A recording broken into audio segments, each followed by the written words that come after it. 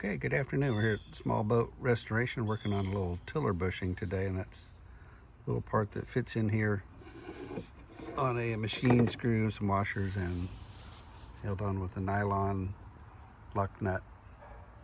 That end of the tiller there notches into the top of this rudder cheek. So we're talking about, here comes the finger, this piece right there is where that notches in. So we had a piece before that went in there, but it kind of came apart, got dried up. I didn't remember how bad it was, or that I had already tried to glue it and tape it once just to get it to work. So started off with the idea that, oh, I'll just re-glue that. And then when I pulled it apart, I'm like, oh, we've already tried that. So we went and found the dowel that we cut it out of in the first place, and took our 1/2-inch drill bit and drilled a hole as straight as we could into the end of the dowel. Went a little bit deeper with the idea that maybe we'll cut 2 out of this. And so then we cut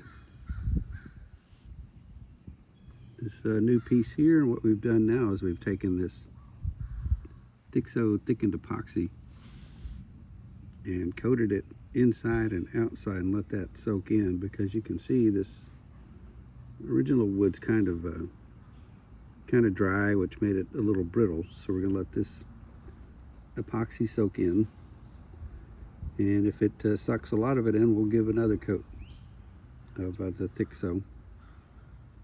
You'll see what happens, and we'll come back with our 1/4-inch drill bit again, and we'll drill out this little center section, and hopefully that'll leave just a little bit of epoxy on the inside to keep water from getting in and rotting out that piece of wood. Of course, so we don't anticipate the tiller spending much time in the water or being wet, but you never know. It's just kind of give it a little bit extra protection. Once it's all done, we'll take it and install it.